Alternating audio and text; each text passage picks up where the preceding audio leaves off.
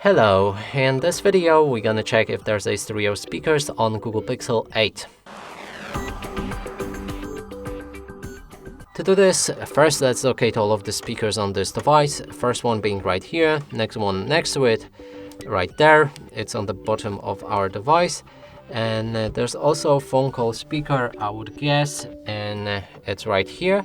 Now, to determine if they are stereo speakers, we'll need to play some music, cover each of them with our fingers. If the sound is coming from both of the sources, that's a stereo speaker. Let's try it out.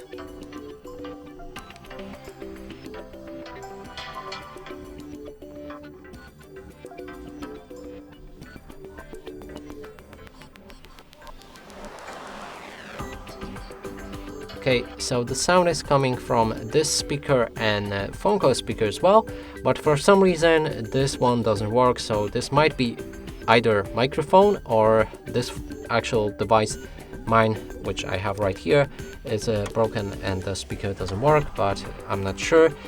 And I can confirm that this device does have the stereo speakers anyway, as the sound was coming from bottom speaker and phone call speaker as well.